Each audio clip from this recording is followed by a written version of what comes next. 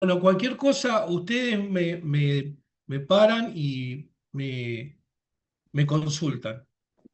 Profe, perdón, antes de empezar, la asistencia ¿Sí? la vamos escribiendo en el chat. Exactamente. Gracias. Vía respiratoria quedó al final UABP2, ¿no? Para no meter la pata. Sí, sí, sí. Perfecto. Sí, porque hay veces que cambian y... Bueno, hoy vamos a ver vía respiratoria fundamentalmente. Vamos a ver lo que es eh, neumonía, que es la infección más importante de la vía respiratoria. Vamos a ver faringitis y vamos a hacer un comentario breve sobre la otitis media aguda. Hay mucha más patología, pero no dan los tiempos para el resto. Así que vamos a centrarnos en esas tres. ¿Vamos bien hasta ahora?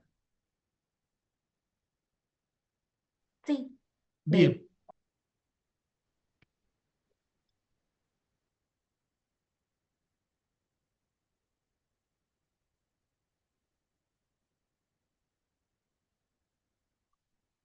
Bueno, acá vamos a analizar un caso problema rápido de un paciente de 62 años, tabaquista, con antecedentes de hipertensión, no tiene alergias conocidas y que acude por presentar dolor torácico tipo punzada en el costado derecho, que empeora al toser e intenta respirar profundamente.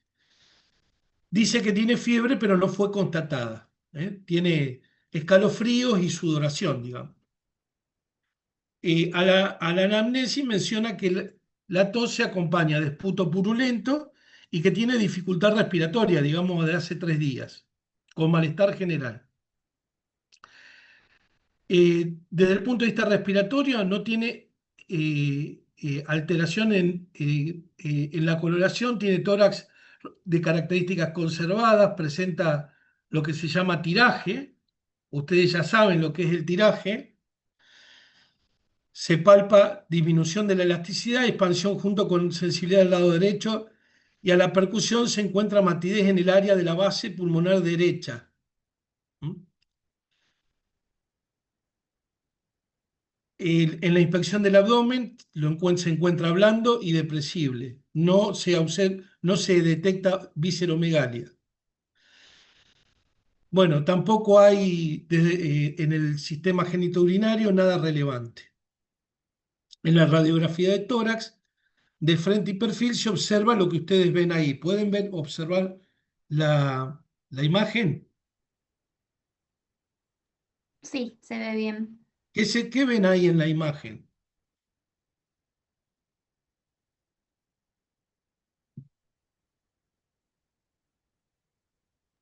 Puede ser un aumento de la radioopacidad del lado derecho, Perfecto. ¿Y de qué parte del lado derecho? de la base del pulmón, digamos. De la base del pulmón. Muy bien, perfecto. Entonces estamos frente a un fenómeno, esa radioopacidad en la base del pulmón. ¿Cómo ustedes la llaman normalmente? Condensación. Un fenómeno de condensación, ¿no es cierto? Bueno, si ustedes tuviesen que arrojar una idea de este cuadro, ¿a qué se orientarían? Una neumonía típica, más que nada por también los síntomas que presenta. Una neumonía típica. Muy bien, por los síntomas que presenta, ¿qué más?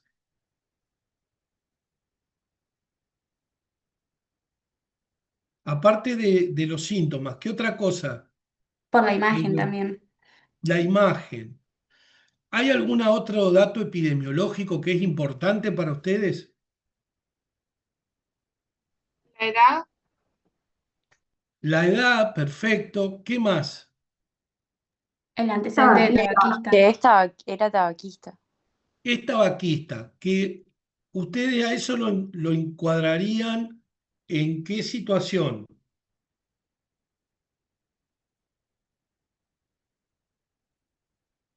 En EPOC, profe. Podría ser una EPOC, que es una condición ya de qué tipo, una condición predisponente, ¿no es cierto?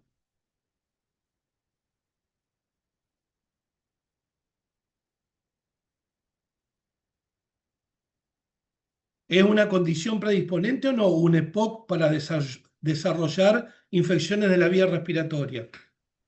Sí, profe. Sí, Sí, Claro, es crónica, digamos. son procesos inflamatorios crónicos, ese es el tema.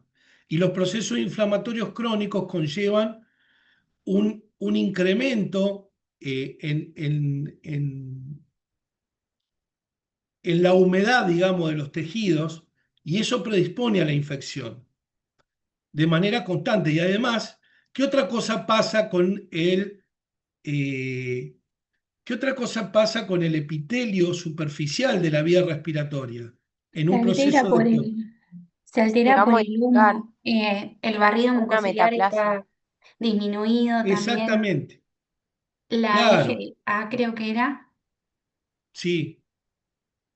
también La estaba. NGA está disminuida, perfecto. Todo eso es condición predisponente. Ahora ya vamos a ver, si bien no estamos en defensa, siempre vamos a presentar en todos los talleres, vamos a presentar una diapo que hable brevemente del sistema de defensa general, porque si no es como que queda todo muy colgado. Hay veces que hay que redondear un poco la idea con algo del sistema de defensa, porque los procesos infecciosos son un balance entre los mecanismos de respuesta del huésped versus los mecanismos de virulencia que tiene, que expresa y expone el microorganismo. Por lo tanto, siempre vamos, sin meternos en defensa, vamos a simplemente citar algunos procesos de defensa importantes, ¿no es cierto? Eh, bueno, y en este paciente, ¿qué etiologías ustedes contemplarían que podría ser el responsable de este cuadro?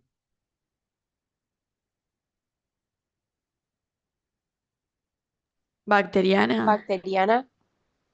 Bacteriana, fundamentalmente, por el tipo de fenómeno. Por qué bacteriana y no una etiología viral? O una etiología por microorganismos de otro tipo que no sean los... O sea, ¿por qué no una neumonía atípica, digamos? Por los síntomas que tiene. No, y por el tipo de bacteria también. No. Pero a ver, ustedes imagínense, ustedes están en el consultorio o en la sala de guardia y ustedes no tienen una bola de cristal. O sea, porque todo eso, ¿cómo lo confirman ustedes? El tipo de germen, y pueden ser varios. eh, la sintomatología, lo mismo. Pero acá hay algo que es relevante. Ustedes dijeron que, o sea, fíjense, ¿qué tipo de expectoración tiene el paciente? Productiva, no es una tos seca. Entonces eso ya orienta más a una de una neumonía típica. ¿Qué otra cosa lo fundamental los orienta a una neumonía típica? La presencia de fiebre puede ¿Fiebre? ser. Las dos tienen fiebre. Una neumonía viral o una neumonía por Mycoplasma pneumoniae o Clamidia pneumoniae también da fiebre. Cambia la forma en la que empieza la fiebre. Puede ser, no es tan de instalación abrupta como la típica, pero ¿qué más? Hay algo que es fundamental que lo tienen a la vista. La neumonía típica puede ser que es bilateral. No, puede ser, pero no es lo más habitual. ¿Pero qué es lo que está a la vista? Puede ser que porque sea fumador. Condición predisponente. Pero seguimos en el terreno. ¿Ustedes qué estudio complementario tienen ahí? La imagen, la radiografía, Bueno, digamos. y la imagen, ¿qué tipo de fenómeno ven? Ustedes ya lo describieron. De condensación. Un fenómeno de consolidación en base pulmonar derecha. ¿Eso es típico o atípico? Típico. Típico. De neumonía típica. ¿Ese fenómeno de condensación es intraalveolar o extraalveolar? Intraalveolar. Bueno, ahí está. La neumonía viral o la neumonía por Mycoplasma pneumoniae o Clamidia pneumoniae, ¿son neumonías de qué tipo?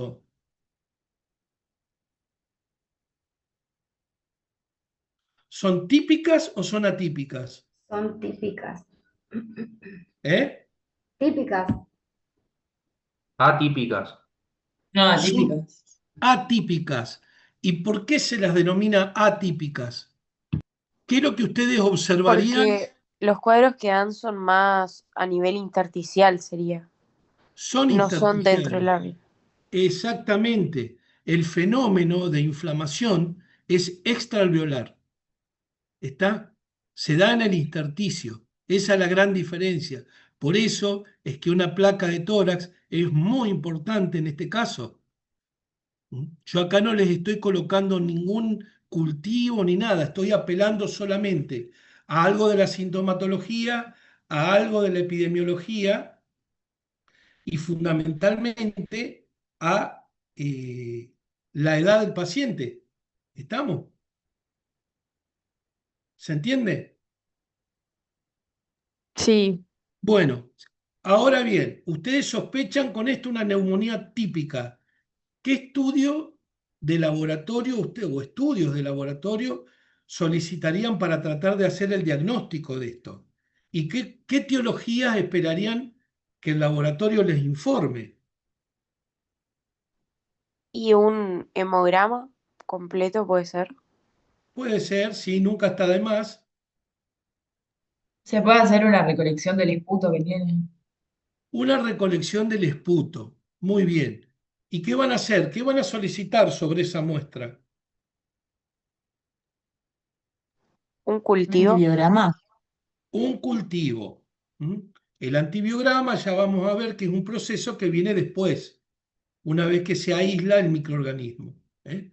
Un cultivo, ustedes van a solicitar cultivo de esputo, identificación de germen y antibiograma. Está bien, van a solicitar todo junto, pero el proceso de resolución son etapas. Primero va el cultivo, si hay un aislamiento de un microorganismo sospechoso se identifica y después se hace el antibiograma.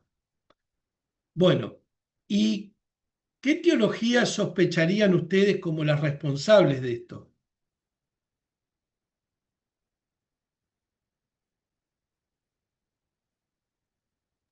Y una de las más frecuentes es el Streptococcus pneumoniae. Perfecto, el estreptococo neumonía. El estreptococo neumonía es la bacteria más prevalente que hay en la neumonía aguda de la comunidad. ¿Eh? Y el paciente no necesita estar necesariamente inmunodeprimido con un HIV o ser un neutropénico o tener una patología hematológica. Cualquier persona por encima de de los 55 años que no esté vacunada está expuesta a la posibilidad de una neumonía por Streptococcus pneumoniae. ¿Eh? Ya vamos a ver ahora en las diapos algunas características de esta bacteria que la hacen peligrosa, digamos, a la hora de la neumonía aguda de la comunidad. ¿Qué otro microorganismo podría estar implicado? El Haemophilus influenzae. El Haemophilus influenzae, sobre todo el serotipo B, que es el más virulento de todos los serotipos de Haemophilus. Acá también contamos con vacuna, así que también acá tenemos un aliado, digamos, a la hora de la prevención, que es la vacuna. Ya también vamos a ver algunas características. ¿Por qué? Yo les dejo la pregunta y cuando lleguen las diapositivas me gustaría que intervengan con una opinión. Si para neumococo, al igual que para hemófilos, hay vacuna, ¿por qué sigue siendo tan prevalente la neumonía por neumococo? Está, se las dejo ahí picando en el área. Vamos ahora a avanzar con las diapos, entonces a ver cómo vamos redondeando este caso problema.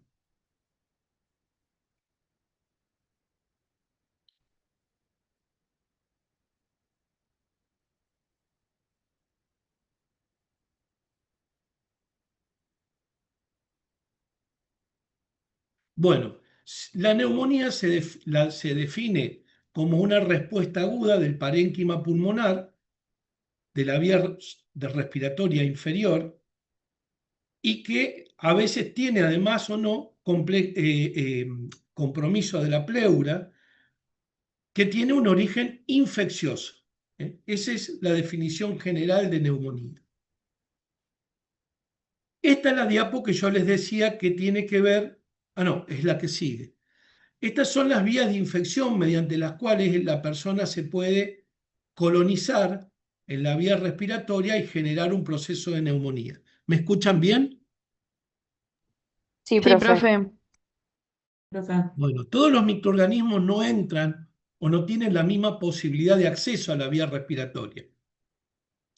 La vía que es la más prevalente es la colonización orofaringia. ¿Qué significa colonización orofaringia? Significa que la bacteria va a colonizar la vía respiratoria superior, va a desarrollarse, va a multiplicarse en la vía respiratoria superior, va a incrementar lo que se llama su inóculo microbiano, ¿eh? Porque siempre hay una tríada en los procesos infecciosos que juega y que como producto de esa interacción se produce o no un proceso infeccioso, que son los mecanismos de defensa del huésped, el microorganismo y con los factores de defensa, el microorganismo y los factores de virulencia de ese microorganismo. Esas son las tres factores que juegan junto con el inóculo, ¿no? Obviamente que mientras más factores de virulencia tenga un microorganismo y mayor inóculo haya, mucho más grave, mejor dicho, mucho más importante o presente está la posibilidad de la infección. Entonces, esos microorganismos sobrecolonizan la vía respiratoria y luego por vía descendente llegan a la vía respiratoria inferior. ¿Cuáles son los microorganismos que utilizan este tipo de mecanismo de vía de infección? Y en el caso de las bacterias son las tres que están ahí arriba: neumococo, Haemophilus influenza, Mycoplasma pneumoniae y Moraxella catarrhalis. ¿Por qué se las coloqué en ese orden? Porque es por orden de prevalencia. El neumococo es el más prevalente de todos, seguido del Mycoplasma pneumoniae, que sería generador de una ya neumonía atípica, y ya con menos frecuencia a Haemophilus influenza y Moraxella catarrhalis. Queda pendiente, eh, queda pendiente la posibilidad siempre queda siempre la posibilidad de, en el caso de los micoplasmas sobre todo, que no tengan demasiada sintomatología. Lo mismo que Haemophilus influenza tiene una mayor cobertura de la vacuna que el neumococo. Y eso es lo que queda además colgado de que resolvamos cuando lleguemos a la descripción de cada microorganismo. Y después hay una neumonía, que es la generada por broncoaspiración, que es menos frecuente, que es la de Streptococcus pneumoniae y Fusobacterium, Prevotella y Peptostreptococcus, que son bacterias anaeróbicas, las tres últimas, y es una bacteria del colonizante de la vía superior, el Streptococcus beta hemolítico grupo A. Esto es muy frecuente en los ancianos. Los ancianos suelen tener este tipo de dificultades cuando comen, se ahogan, vomitan y se broncoaspiran y vehiculizan microorganismos de fauces y de la boca hacia la vía inferior. Y ustedes saben que en la boca hay muchas bacterias anaeróbicas y esas son estas que tenemos acá: Fusobacterium, Prevotella, Peptostreptococcus. ¿Se entiende esto?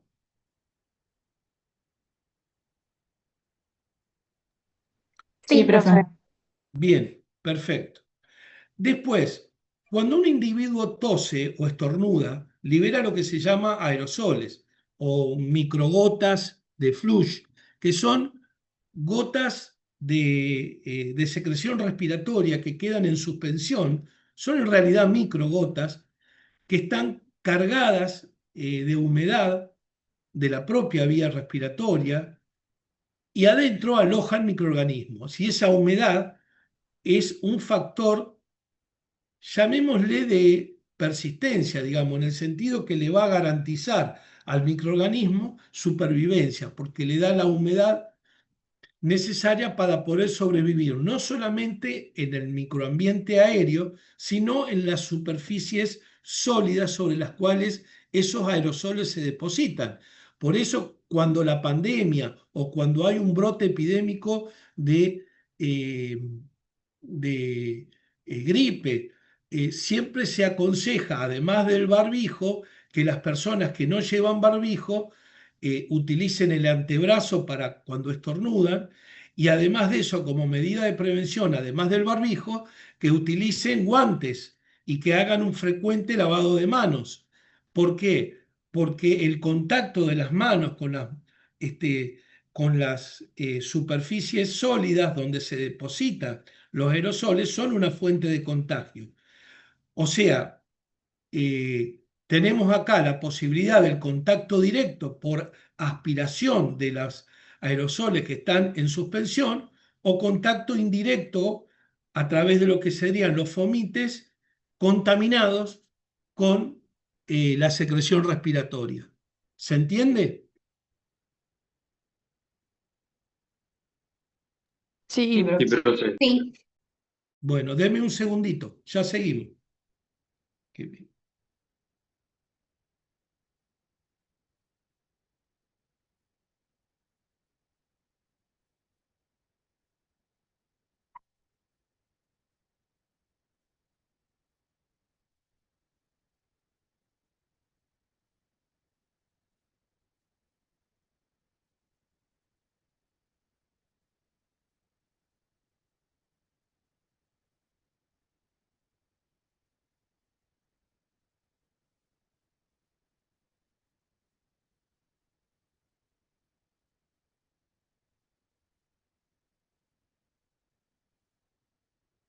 Bueno, seguimos. Bueno, esta es la diapo que yo les... Ah, no, falta de esta, perdón. Eh, los microorganismos que van por la vía de aerosoles son los virus respiratorios, el Mycobacterium tuberculosis y dos hongos que son hongos patógenos como Histoplasma capsulatum y Coccidioides immitis, que eso en su momento, pero ya va a ser para desarrollar en defensa, vamos a tratar con mayor profundidad. Por la vía hemática, bueno, acá la contaminación de la vía aérea es indirecta en el sentido que no es el foco primario. El foco primario está en otro lugar, hay un foco séptico en otro lugar del cuerpo, y a partir de ahí ese microorganismo pasa a la sangre y de la sangre impacta en el parénquima pulmonar. ¿Se entiende esto?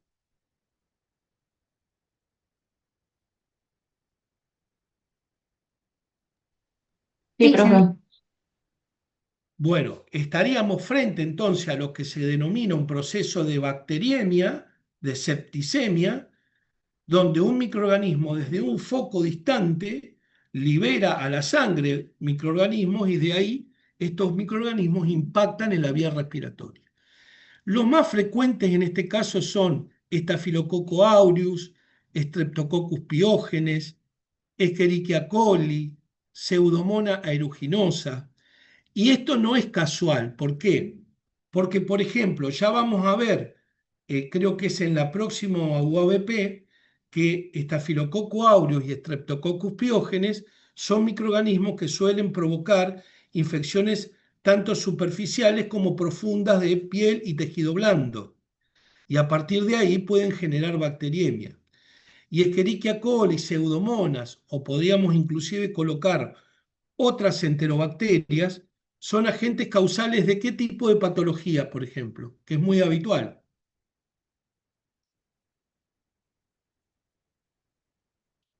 La Escherichia de infección urinaria. De la infección urinaria. ¿Digestivas? Habitualmente, ¿cómo? ¿Digestivas también podría ser? Podría ser digestiva, pero para que una Escherichia coli, ya vamos a ver, patógena, pueda colonizar, digamos, atravesar lo que es la submucosa y la lámina propia y pasar a la sangre, estamos frente a un individuo súper inmunodeprimido. No sería el caso habitual. Estaría más relacionado no solo a una infección urinaria, sino a una infección urinaria complicada.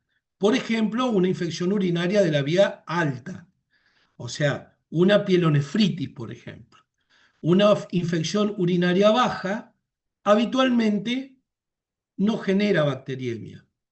Hay una situación que sí está asociada a bacteriemia de la infección urinaria baja, que es el paciente que está sondado. El paciente sondado sí puede hacer bacteriemias esporádicas y podría ser una causa de neumonía, pero no es lo más frecuente. Y la Pseudomonas aeruginosa es un patógeno, les diría, prácticamente del ambiente nosocomial, es un intranosocomial.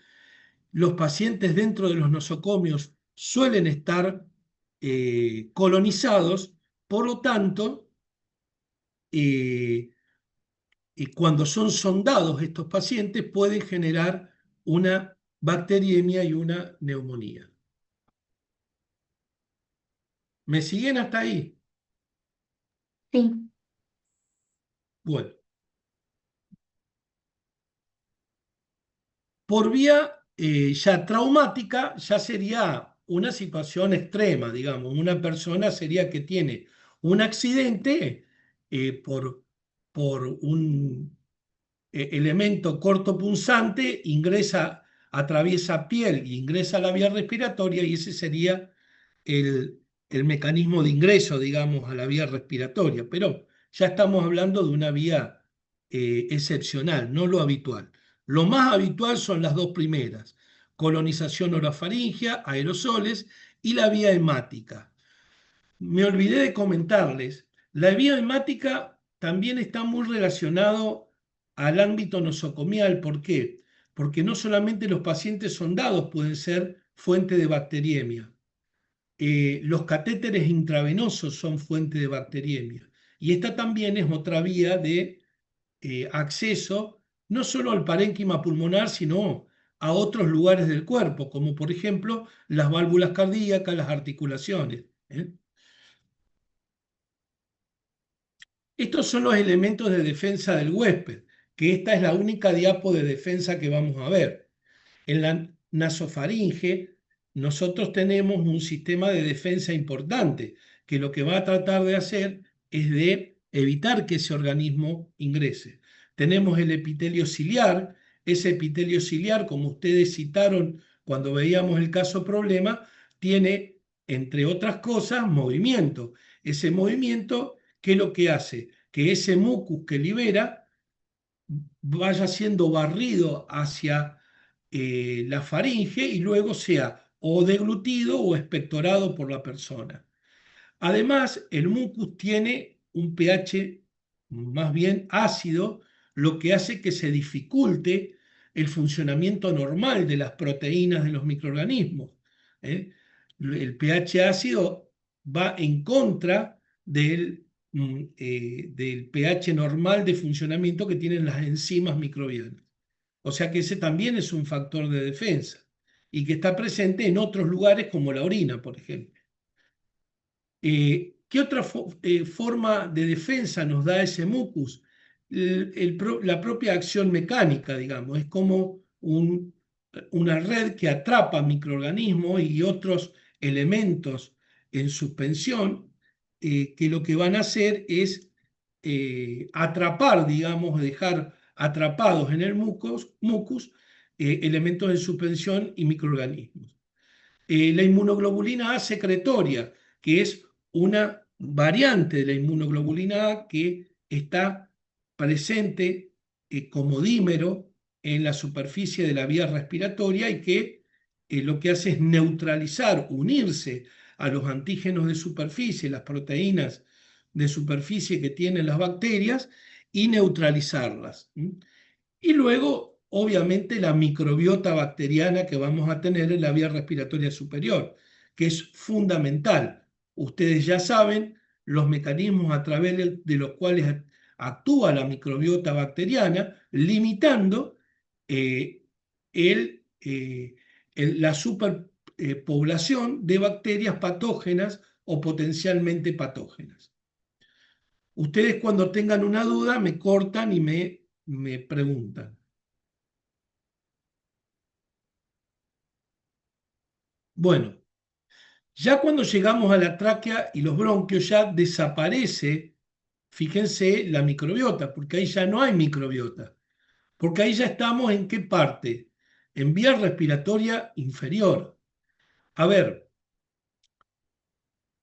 a medida que descendemos por la vía respiratoria, no hay un cartel que dice a partir de acá es vía respiratoria inferior.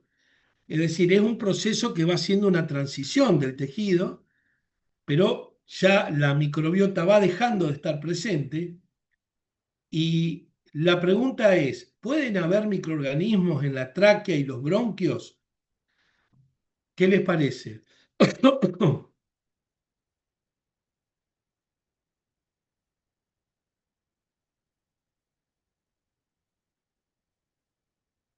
Sí. Sí, pueden haber microorganismos, pero esa situación es patológica, no es una situación normal.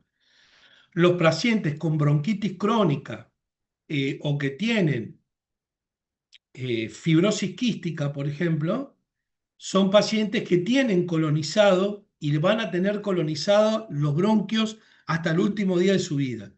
Por eso es que esos procesos de colonización son crónicos y tienen procesos de reagudización dentro de ese proceso crónico.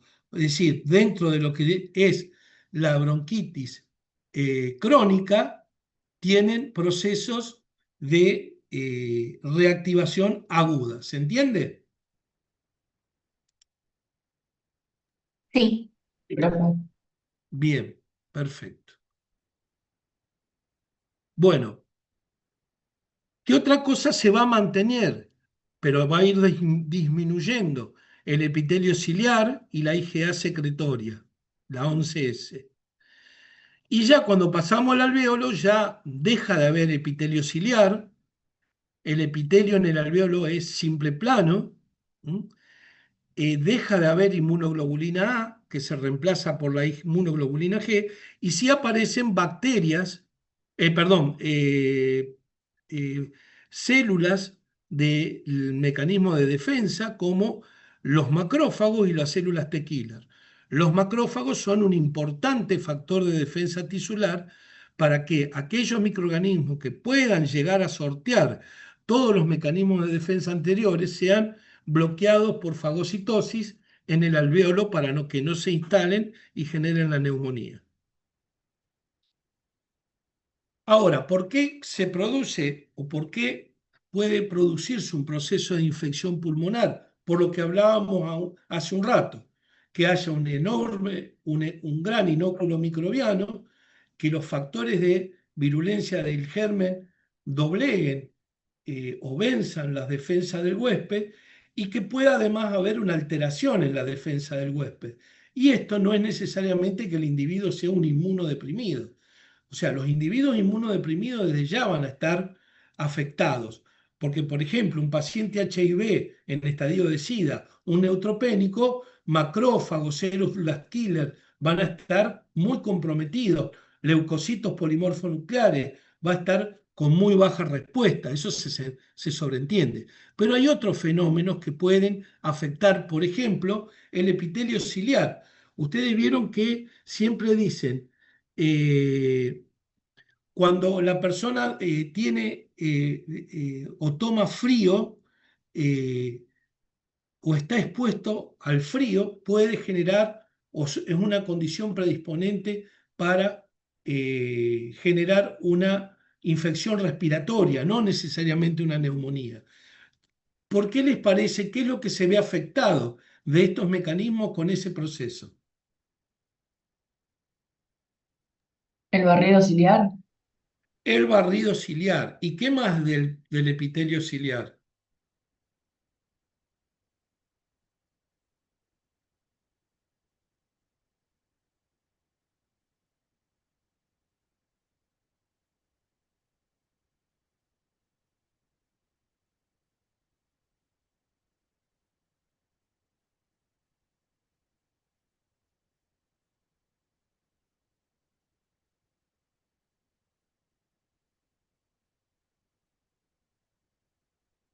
¿Qué otra cosa hace el epitelio ciliar?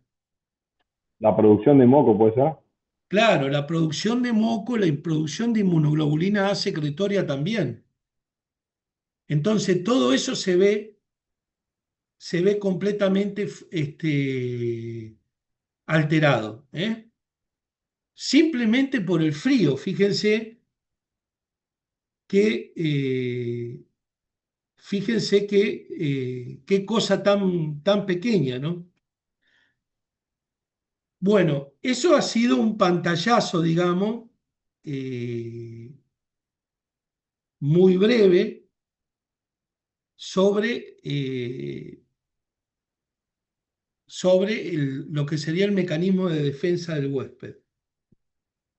Denme un segundito, ya estoy con ustedes, discúlpenme. Vamos acá.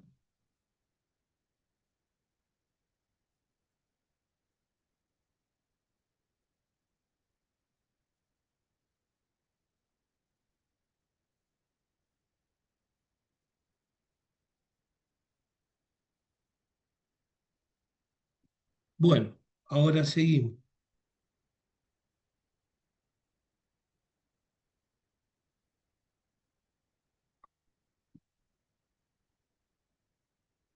Bueno, esta es una clasificación, digamos, van a encontrar muchas formas de clasificación de neumonía, pero esta es en función a la edad, factores predisponentes y en función de eso, los microorganismos más prevalentes.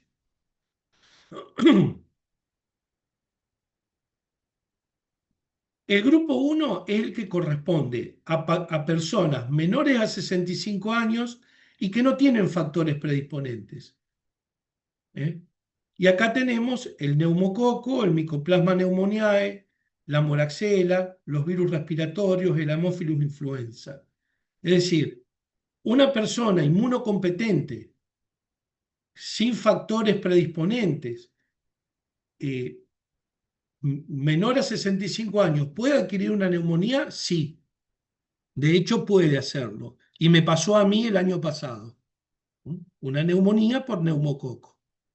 Entonces, ¿por qué es importante tener esto en cuenta? Porque cuando hablamos de factores predisponentes, la ausencia de factores predisponentes, tengan en cuenta que el individuo a partir aproximadamente de los 50 años comienza con un proceso natural de depleción de la inmunidad celular que se llama inmunosenescencia, que eso lo van a ver más, obviamente lo van a ver en defensa. ¿Me escuchan bien, no? Sí, profe. Bueno, esa inmunosenescencia es un proceso que es natural, donde nuestro sistema celular de defensa comienza a perder eficacia. Y por eso es que entramos en la posibilidad de estos cuadros, aún que no estemos con un factor predisponente de otro tipo, que ya vamos a ver cuáles pueden ser. ¿Eh? Entonces, esto es fundamentalmente, estamos hablando que tanto el grupo 1 como el grupo 2 son fenómenos que se dan en el ámbito de la comunidad. ¿Eh? El grupo 2 ya se refiere a pacientes, a personas que tienen más de 65 años, pero que ya tienen factores predisponentes. Y acá, además de neumococo y Haemophilus influenza, que son los más importantes, igual que en el caso anterior, en el grupo 1, ya se instalan otros microorganismos, como Staphylococcus aureus o como Bacillus gram negativos, que son microorganismos potencialmente patógenos. Staphylococcus aureus o Bacillus gram negativos son organismos que, si bien tienen muchos factores de virulencia, están encuadrados dentro de microorganismos potencialmente patógenos, es decir, que necesitan un factor una alteración de los factores de defensa del huésped para poder generar un proceso infeccioso. Y no solo de neumonía, sino en general. Entonces, ¿cuáles pueden ser esos procesos infecciosos? Y acá tenemos varias factores predisponentes que van, por ejemplo, desde la edad, de neonato, infancia o adultos. Tenemos estos factores predisponentes como ser el alcoholismo, la diabetes, la EPOC, la fibrosis quística, donde además de, les vuelvo a esta, de neumococo y hemófilus, ya comienzan a aparecer otras etiologías que están asociadas a estos cuadros de base, digamos. Si vamos a pacientes neutropénicos, esplenectomizados, HIV, bueno, ni que hablar. Ahí ya se agregan, por ejemplo, en el caso de pacientes con SIDA, por ejemplo, micobacterias como Mycobacterium tuberculosis, hongos capsulados patógenos como histoplasma y coccidioides o otros microorganismos como Pneumocystis carini, o lo que se llama actualmente Pneumocystis gynovesi. Entonces, a todo lo que vimos anteriormente se agregan estos microorganismos. ¿Se entendió hasta ahora? Sí, se entendió. ¿Tienen algo para preguntar? Luis, una consulta. ¿Cuál era el tercer grupo? Ahí vamos. El tercer grupo, el que dice adultos. No, perdón. Grupo 3. Ese, sí, porque no lo habías explicado. Bien, ahora vamos a ese. El Vale. grupo 3 es, como dice acá, intranosocomial. Es el grupo que está asociado a neumonía intranosocomial. ¿Y por qué la neumonía intranosocomial la colocamos en un grupo aparte? Porque acá la persona tiene, además de poder tener estos factores predisponentes o más de uno a la vez, tiene otros elementos que hacen que esté vulnerable a la invasión de microorganismos a la vía respiratoria. ¿Cuáles pueden ser esos factores vulnerables hacia la vía respiratoria? Que estén intubados, por ejemplo. ¿Cómo? Que las Que estén bacterias adquieran resistencia.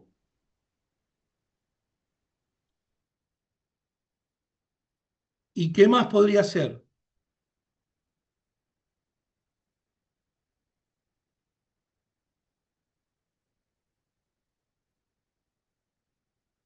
Cuando una persona la internan, ¿qué es lo Personas, primero que hacen? ¿Qué es lo que nos colocan?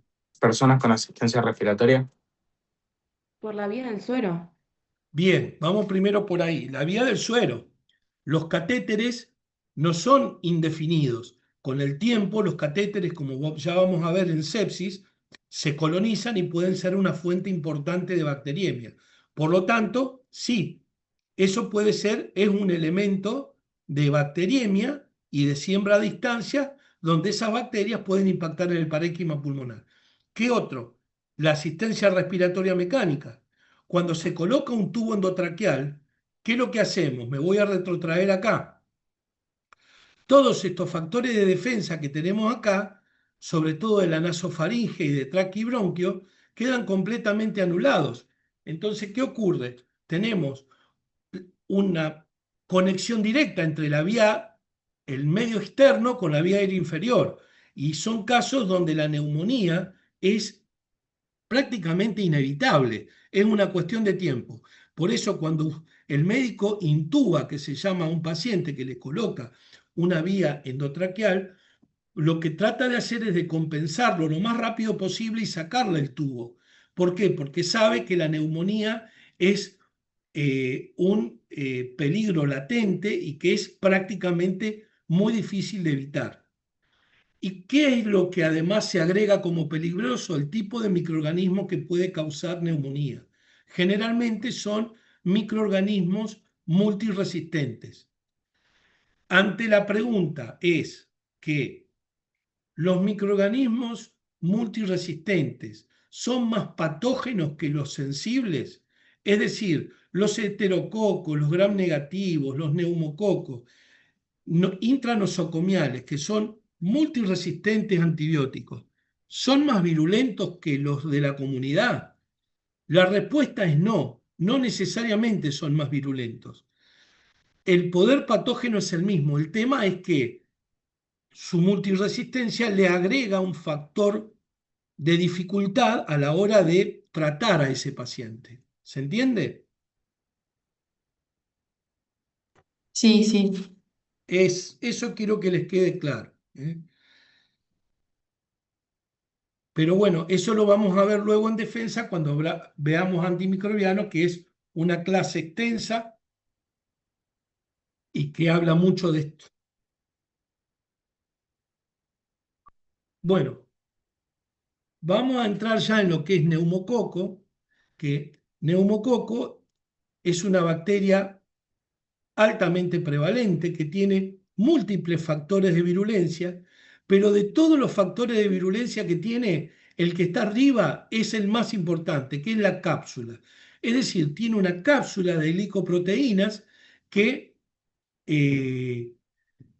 inhibe la fagocitosis y componentes del complemento, que son los que se van a estos componentes del complemento se van a adherir a la superficie de la bacteria a modo de marcador, digamos, para que luego vengan anticuerpos y células fagocíticas y eliminen este microorganismo. Esto, bueno, yo me quedo hasta ahí porque es defensa, pero esa cápsula evita que esto ocurra y evita que la fagocitosis se lleve adelante. Entonces se transforma en un importante factor de virulencia, si no el más importante. Después tiene la posibilidad de sintetizar una proteína como la IgA proteasa, que lo que hace es destruir la inmunoglobulina A secretoria. ¿Eh? Hay otras proteínas como la neumolicina que se unen al colesterol de la membrana citoplasmática, generando poros a través de los cuales puede evitar la quimiotaxis de polimorfonucleares, y aluronidasa, neuraminidasa, que son factores de dispersión. La neuraminidasa es muy importante porque, por ejemplo, el microorganismo es capaz de hidrolizar el cemento intercelular y de esa forma se dispersa por el tejido. Es decir, tiene una cantidad de elementos que, como ustedes verán, no son aleatorios, sino que son los necesarios para vencer esas defensas que vimos en esa diapositiva anterior. ¿Van hasta ahora? Sí, profe. Es decir, Sí, profe. fíjense, destruye la IgA secretoria, destruye el cemento intercelular que evita la expansión del microorganismo, tiene cápsula que evita la fagocitosis a nivel alveolar de los macrófagos y las células killer. Es decir, dicho groseramente, el bicho pega donde más duele, digamos. Por eso es que estos elementos de virulencia no son aleatorios. Ahora bien, neumococo tiene un montón de serotipos. Me voy a adelantar un poquito porque no los recuerdo con... a ver si tenemos por acá algo. Eh,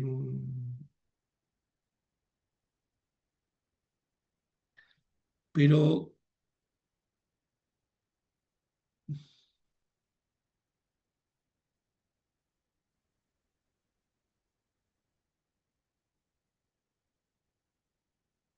Bueno, creo que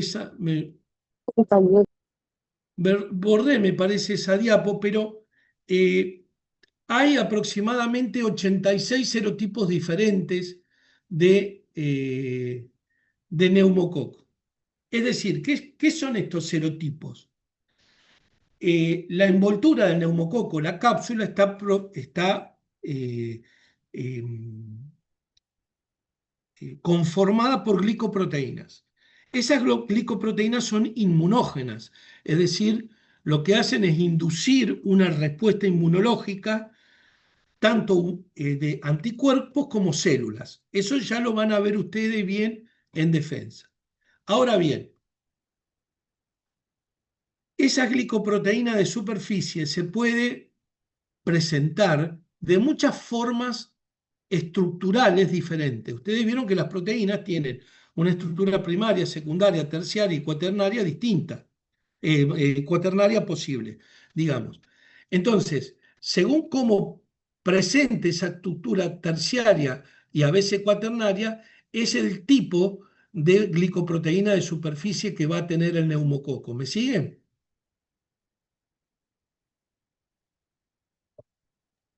Sí, profe.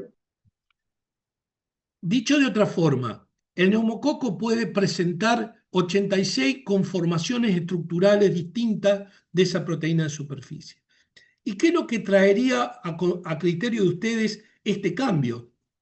¿En qué impactaría el cambio de glicoproteína de superficie?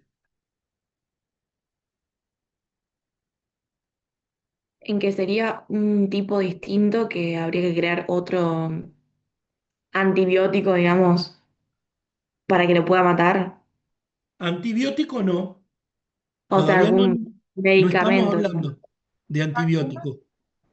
¿Qué sería lo que, ante la entrada del neumococo, esas glicoproteínas, yo les dije, son inmunógenas, El desatan una sistema inmune respuesta de tiene que crear, anticuerpos y de células inmunes. Muy bien. el sistema inmune tiene que crear, o sea, reconocer otro tipo, otro serotipo del cual ya Claro, es conocido y crear otro claro, factor.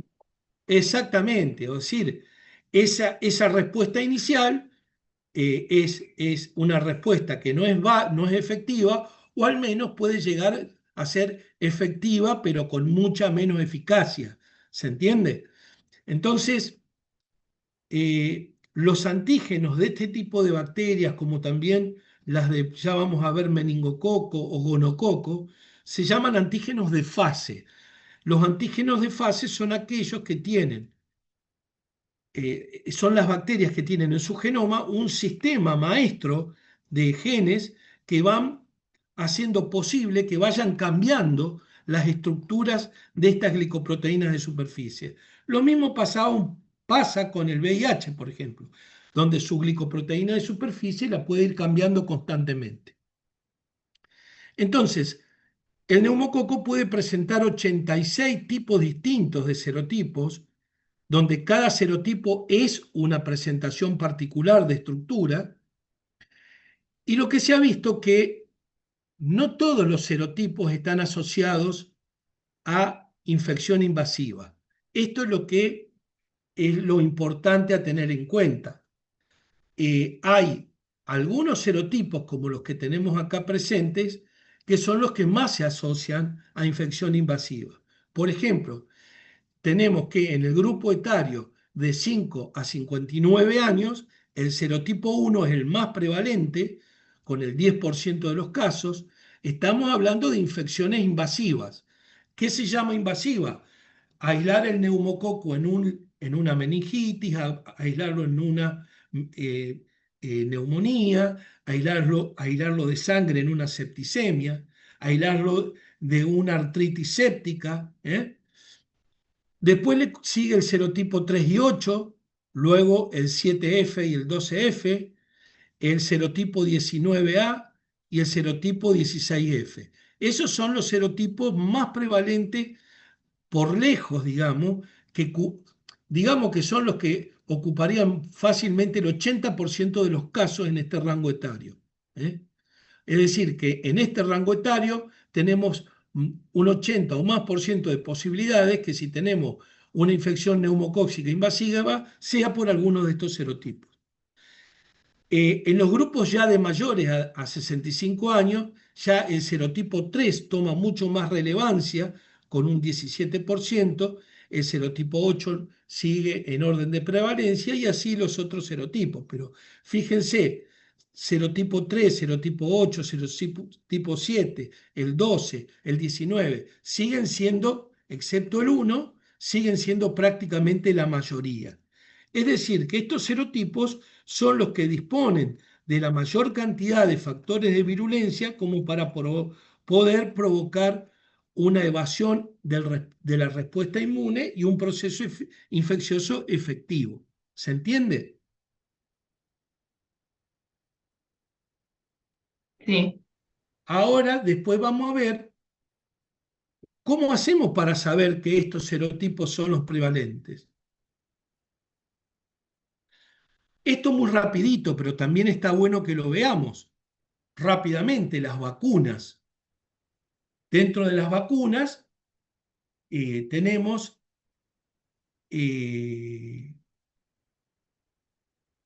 la BCN3 y la BCN20, que son vacunas conjugadas a neumococo, donde una cubre el número 13 es por la cantidad de antígenos que cubre, el número 20 es por la cantidad de antígenos que cubre, y la vacuna proteica o peptídica, digamos, neumocóxica, la 23, que la que cubre 23 antígenos de superficie. Ahora,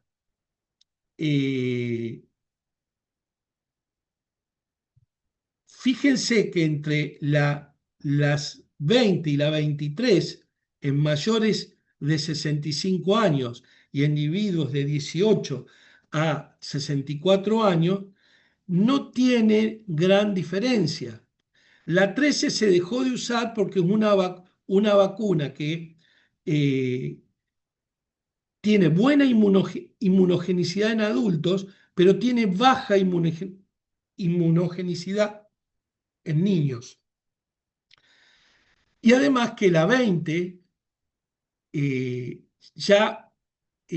si bien es una vacuna conjugada, tiene 20 antígenos disponibles. Esta tiene un 62% de eficacia, de cobertura, y cuando vamos a mayores de 65 años, prácticamente se mantiene esa cobertura. Y lo mismo más o menos vemos con la 23. ¿Por qué se opta hoy en día por seguir colocando la 20 versus la 23? Si bien la 23 tiene 3 antígenos más como posibilidad de cobertura que la BCN20, le pasa lo mismo que la 13, es decir, en menores de 5 años tiene baja inmunogenicidad. Por lo tanto, van a ver que hoy en día la 20 es la que más ampliamente se está colocando y distribuyendo. Y si ustedes me preguntan, ¿es importante en los individuos, sobre todo mayores a 50 años, vacunarse contra el neumococo? Sí, es muy importante. Pero acá ya estamos hablando de prevención. ¿Me siguen hasta acá? Sí. Sí. Bueno, ahora, esos antígenos que se colocan ahí, esos, por ejemplo, 20 antígenos que se colocan en la BCN20, ¿cuáles son? ¿Cualquiera de los 86 antígenos que tiene el neumococo? No, nos vamos a guiar por esto. Y esto es parte de lo que se llama vigilancia epidemiológica. Y ya vamos a ver en qué consiste. Y en esto ustedes tienen un rol importante.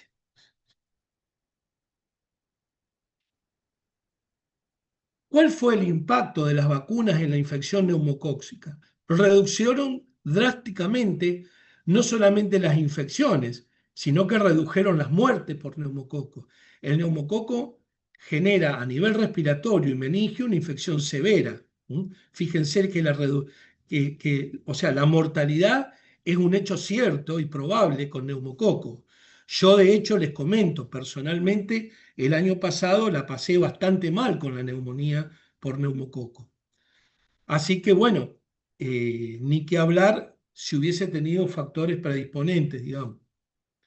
Eh, pero bueno, en niños reduce un 90% y un 60% la infección en adultos. Y si bien se pueden dar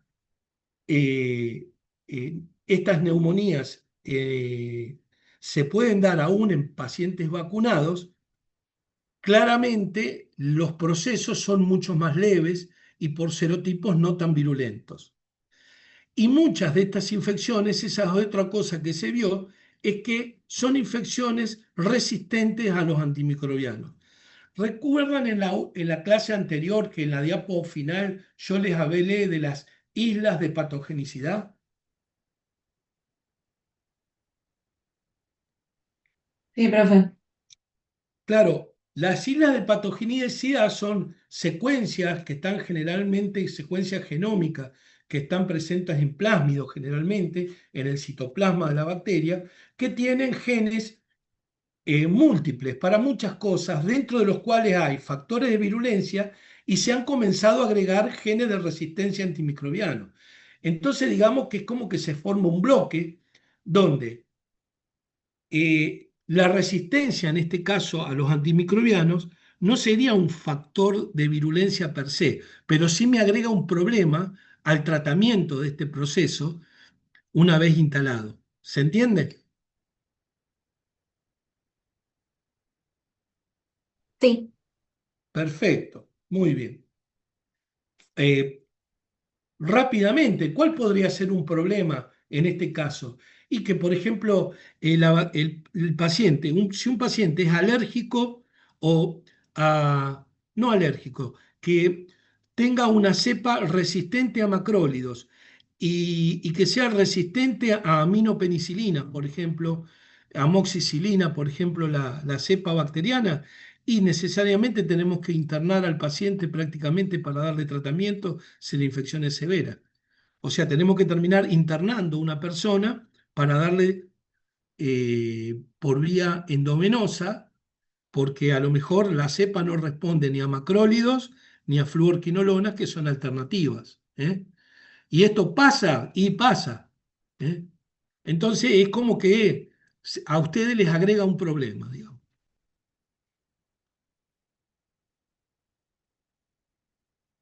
Bueno, acá, por asociación a esta resistencia antimicrobiana, se ha visto que, por ejemplo, elementos, factores, digamos, proteicos y antígenos, serotipos como el 24F, que no es vacunal porque no está en la vacuna, se ha visto que está asociado a multiresistencia.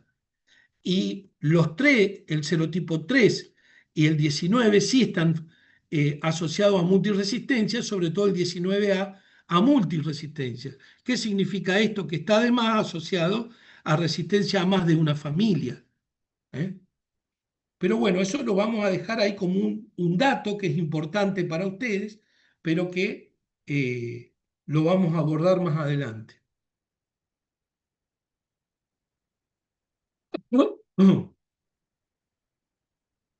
Esto no vamos a hablar demasiado, pero tiene que ver justamente con esos serotipos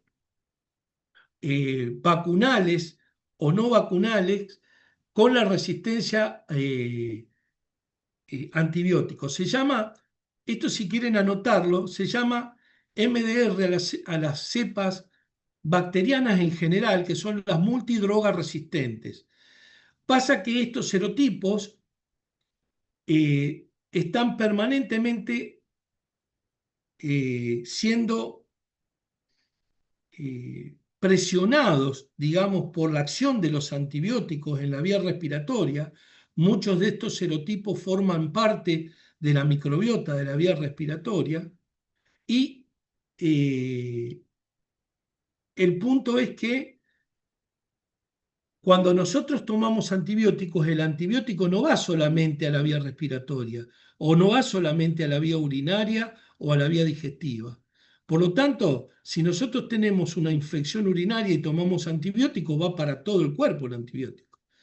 Entonces, esos serotipos, como acá tenemos por ejemplo, el 24F, que no está en la vacuna, pero está como posibilidad en la microbiota respiratoria, está permanentemente siendo presionado por la acción del antibiótico, llega un momento que desarrolla o expresa un mecanismo de resistencia y es un factor de desequilibrio importante, porque ¿qué pasa? Nos puede generar tranquilamente una neumonía para la cual no tenemos protección porque no está incluido dentro de la vacuna y encima es multiresistente. ¿Se entendió?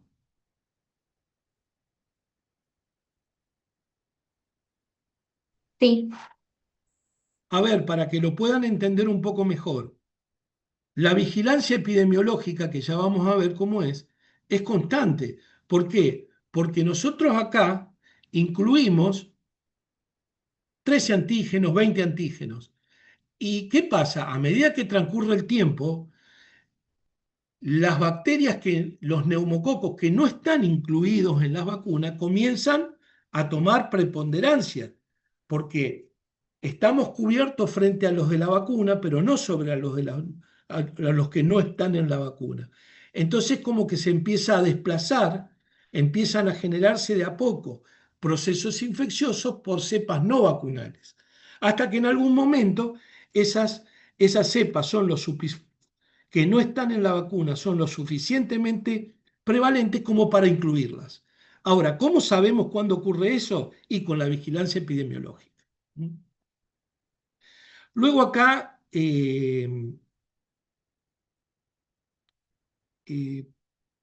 es un dato que no necesitan saberlo, pero me parece importante porque es tan mal la persona, el neumococo, digamos, es mal tipo, que no solamente nos expresa todo lo anterior, sino que hay algunos clones dentro de los serotipos vacunales que tienen la capacidad de modificar su propia cápsula y hacerse resistente a los antibióticos. Se denomina switching capsular.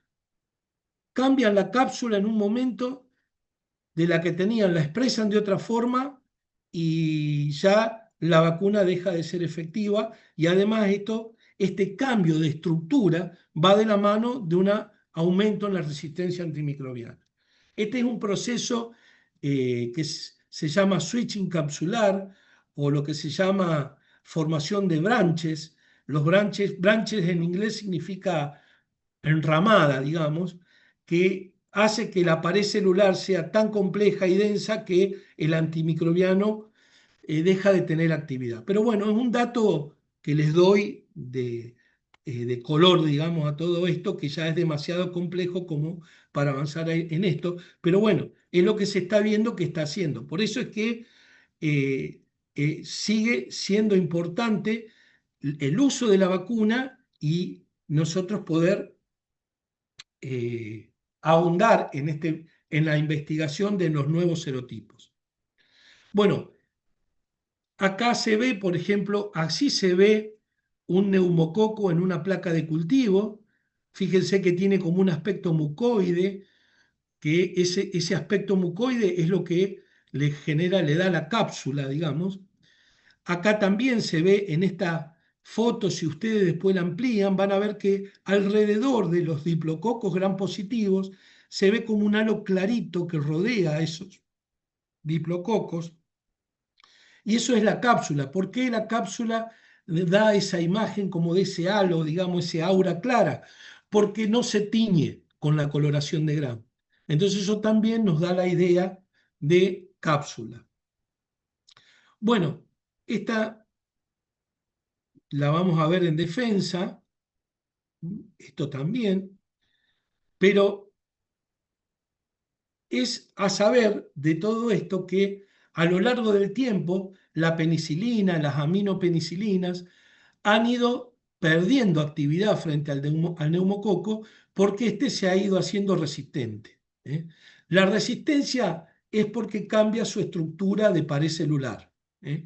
Acá estas no las vamos a ver ahora, estas diapos, pero bueno, hay muchos antibióticos que inicialmente eran muy activos frente a neumococo, como penicilina, aminopenicilinas, como ampi y amoxicilina, macrólidos como el eritro y la clindamicina o la claritromicina, citromicina, y otros antibióticos, la fluorquinolona, pero con el tiempo han ido perdiendo esta actividad.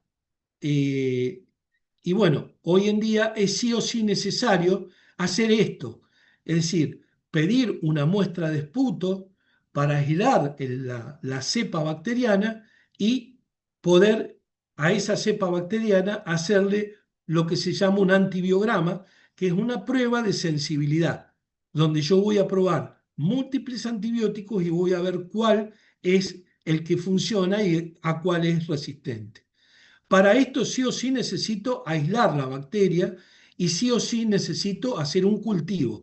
Por eso, para el diagnóstico de neumococo, el gol estándar, anoten esto, es el cultivo de secreciones respiratorias.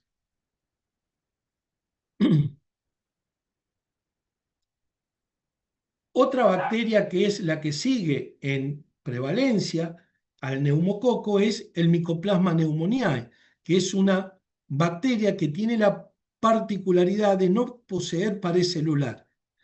Y esto tiene una implicancia en el tratamiento inicial, porque al no tener pared celular, los antibióticos que actúan sobre la pared celular, como los beta-lactámicos, no tienen actividad, ninguno. Por lo tanto, tenemos que caer en otras opciones terapéuticas como los macrólidos o como la fluorquinolona. Pero eso ya es más de defensa. ¿Qué es lo que es importante? Además, si nosotros hacemos una tinción de Gram, no la vamos a poder observar porque al carecer de pared celular, tampoco me sirve, digamos, la coloración para ponerlo en evidencia, me condiciona la coloración de Gram. Y lo que sí hace, que es importante, es neumonía atípica, es decir, una neumonía que afecta, como vimos al comienzo, el intersticio. No genera un fenómeno de condensación o de consolidación intraalveolar.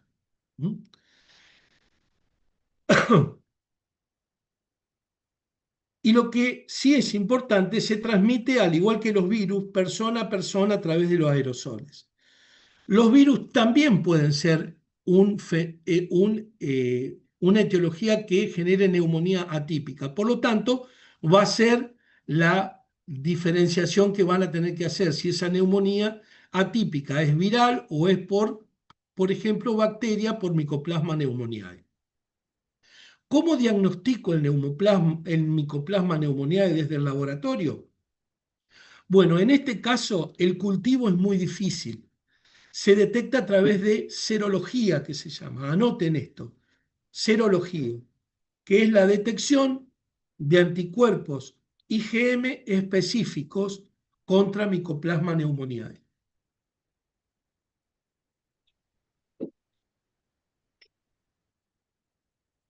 ¿Está hasta ahí?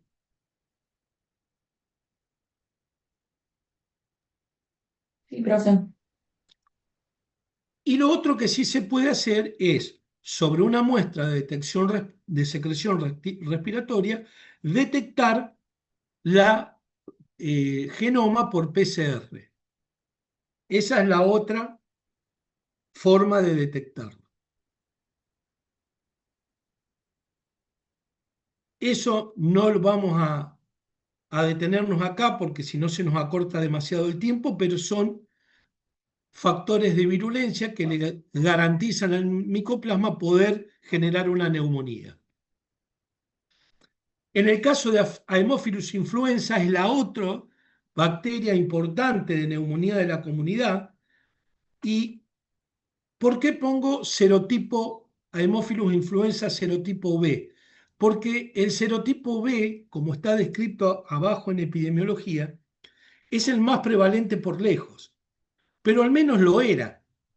¿Por qué? Porque la vacuna que nos colocan a corta edad, ¿qué serotipo cubre de Haemophilus influenza? El tipo B. El tipo B. Entonces, lo que se ha visto que, si bien hay 6 serotipos de Haemophilus influenza que van del A al F, el serotipo B es el más prevalente. En defensa vamos a ver por qué, aún estando vacunados, podemos generar una infección por grupo B. Pero bueno, es dentro de todos, el más prevalente y puede generar, además de neumonía y de meningitis, puede generar todas estas otras patologías que están acá: bronquitis, conjuntivitis, otitis media, artritis séptica. Fíjense los factores de virulencia. Son muy parecidos a los que tiene neumococo como principal factor de virulencia: la cápsula, que inhibe la fagocitosis, adhesinas y lipopolisacáridos específicos de adhesión, IgA proteasa. Es decir, cuando yo les decía que no son aleatorios esos factores de virulencia, sino que el bicho pega donde más duele, es por algo. O sea, claramente la IgA proteasa, las adhesinas y la cápsula de polisacáridos son muy importantes como factores de virulencia.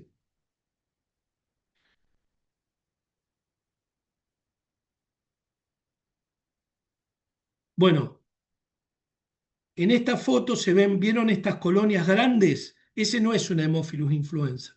El Haemophilus influenza son esas chiquititas, ese puntillado chiquitito que se ve ahí, este que se ve acá, ese es el Haemophilus influenza. ¿No? Acá se puede ver una coloración de Gram, donde hay polimorfonucleares, y dentro de los polimorfonucleares en su citoplasma, fagocitados los cocobacilos Gram negativos.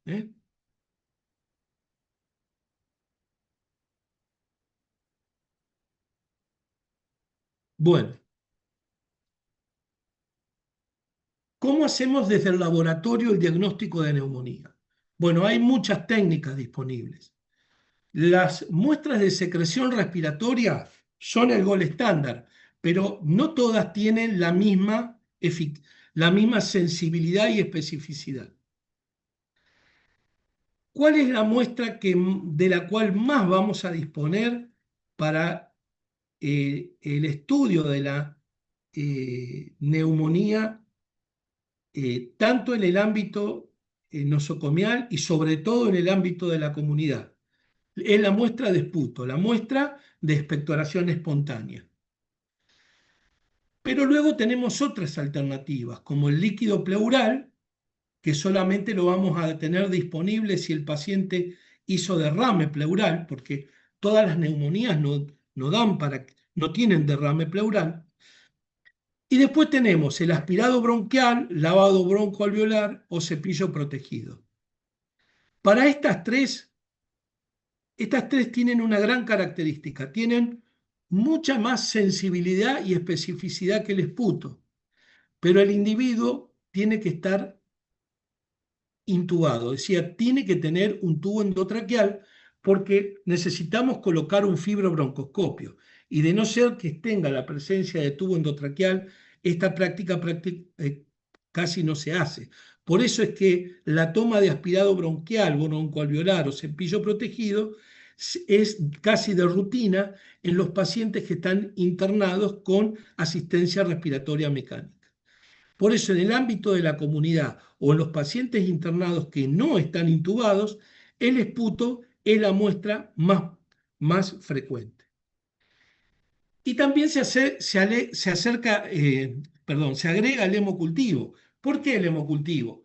Porque la neumonía, desde ese foco de consolidación, que es un foco séptico, puede generar bacteriemia, es decir, el pasaje de bacterias desde ese foco hacia la sangre. Y si nosotros tomamos muestras de sangre, podemos aislarla ahí. ¿Se entiende? Profe, yo tengo una pregunta. Sí. ¿La radiografía de tórax no sería más importante para el diagnóstico que el esputo? Y sí, pero la radiografía de tórax te dice que hay un fenómeno de consolidación con lo que sería probablemente una neumonía, por ejemplo, una neumonía típica. Pero ¿cuál microorganismo es el productor? Una- un micoplasma, una moraxela, un neumococo. Y si vos no aislás esa cepa bacteriana, ¿cómo le vas a hacer el antibiograma, que es la prueba de sensibilidad a antibióticos, para saber con qué lo vas a tratar? Bien, ¿Se claro, exacto. entiende? Sí, sí, gracias. Ahora, hay situaciones donde vos no podés, por ejemplo, esto ocurre en la neumonía aguda de la comunidad, en pacientes añosos que no tienen fuerza para expectorar o en niños que no saben expectorar y no se va a disponer de muestra respiratoria. Y claramente en el ámbito de la comunidad no vas a intubar a una persona para sacarle secreción respiratoria, a menos que sea un paciente HIV en estadio de SIDA que lo tengan que sedar e intubarlo porque sea sí o sí necesaria una muestra respiratoria. Pero si no, si ustedes no van a disponer, porque el paciente no puede expectorar de una muestra de esputo, van a tener que manejarse con la radiografía y con la epidemiología. Bueno, ahí sí, no te queda otra alternativa. Pero la placa va, la semiología va siempre, la placa va siempre. Y si podés tener una muestra de esputo, mejor. Y si está internado una muestra de aspirado bronquial, broncoalveolar o cepillo protegido, mucho mejor. ¿Se entendió? Sí, gracias. Claro, porque el gol estándar es el cultivo y el aislamiento de la cepa bacteriana. Y no solamente por el antibiograma o la prueba de sensibilidad a los antibióticos, sino que una vez que ustedes aislaron, el laboratorio identificó la cepa, hizo el antibiograma, les dice a ustedes qué microorganismo es y qué antibióticos funcionan y no funcionan. Las muestras de neumococo o Haemophilus, por ejemplo, invasivas, que son aisladas de secreción respiratoria, de meningio, de sangre, por ejemplo, o de una muestra articular, son mandadas al Centro de Referencia Nacional, como el ANLIS, que es el Instituto Malbrán, para que haga la seroclasificación, para que diga qué serotipo de neumococo es. Eso es lo que se llama vigilancia epidemiológica, porque ¿qué es lo que hace el Instituto Malbrán? Luego de un año de haber recolectado muestras que son derivadas por muestras invasivas, derivadas por los centros de diagnóstico, como somos nosotros en los laboratorios microbiológicos, derivamos esa cepa, el Malbrán, el ANLIS, digamos, cero clasifica la cepa y luego hace una estadística y hace esto que está acá. Disculpen que me vuelvo atrás.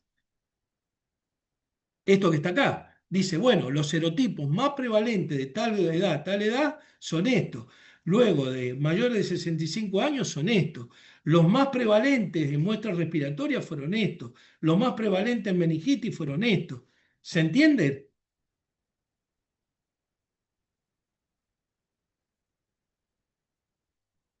¿Se entiende, chicos, esto? Sí. Sí, profe. Pero tanto la sensibilidad antimicrobiana como la derivación posterior de la cepa para su clasificación en serotipo, sí o sí tengo que aislar el microorganismo y para eso sí o sí necesito el cultivo. De no existir el cultivo, ustedes van a tener que hacer un tratamiento empírico, ¿m? Guiado por las guías de tratamiento antimicrobiano que también se actualizan anualmente por Germen. Y bueno, en ese caso nos quedaremos sin la posibilidad de hacer la epidemiología. ¿Eh? Pero en la medida que se pueda, siempre se debe solicitar esputo o bien aspirado bronquial, broncoalveolar o cepillo protegido. Y siempre, en todos los casos, si se puede aislar por un hemocultivo, mejor. Porque, por ejemplo, yo le hago una pregunta. Supongamos que es un paciente de la comunidad y ese paciente no puede expectorar, porque es un paciente de 70 años que no tiene fuerza para expectorar, pero tiene una placa con un fenómeno de consolidación importante. Y el paciente tiene fiebre y ustedes le solicitan, además de esputo que no puede juntar, le solicitan hemocultivo. Y el laboratorio les informa que en el hemocultivo vino un neumococo. Eso ¿Es suficiente para hacer el diagnóstico de neumonía por neumococo?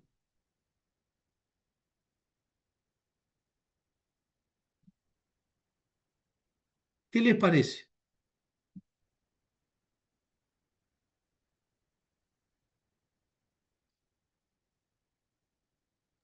Yo creo que no, pero sí te alerta de que hay una infección.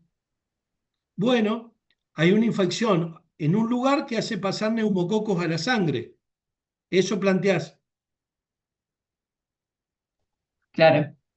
Bueno, ¿y de dónde pasarían esos microorganismos? ¿Qué otras infecciones produce neumococo, vimos?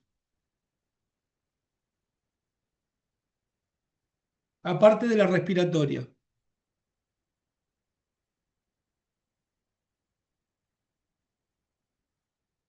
La endocarditis. No, endocarditis es muy infrecuente. Puede ser ¿Meningitis? meningitis. ¿Meningitis puede ser? Meningitis, perfecto. ¿Este paciente tiene signos meningios? ¿Tiene semiología para meningitis?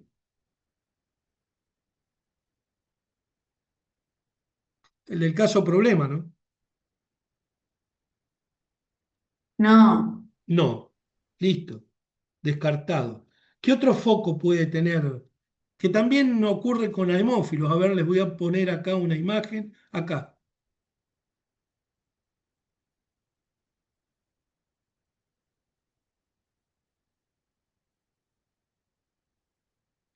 ¿Qué otras infecciones puede generar? La otitis, La otitis, ¿qué más? bronquitis, ¿Qué más? artritis séptica y conjuntivitis. Bueno, ¿tiene semiología para alguna de esas?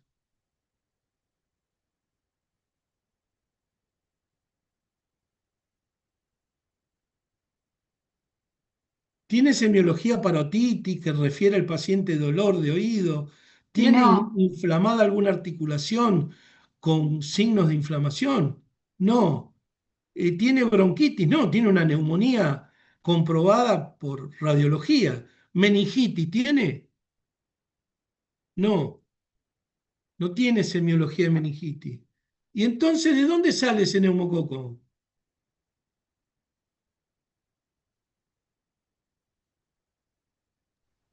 respiratorio. ¿De dónde?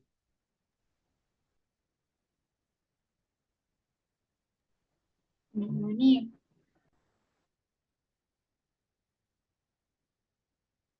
No tengan miedo. ¿De qué parte de la vía respiratoria va a salir?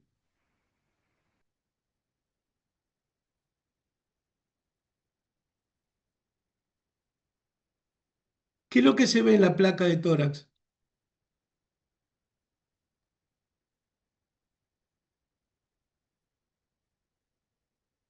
Se veía una consolidación de la base del pulmón derecho. Bueno, y en esa base de consolidación, ¿no puede estar el neumococo? Sí. Y ese neumococo desde ese foco séptico no puede pasar a la sangre.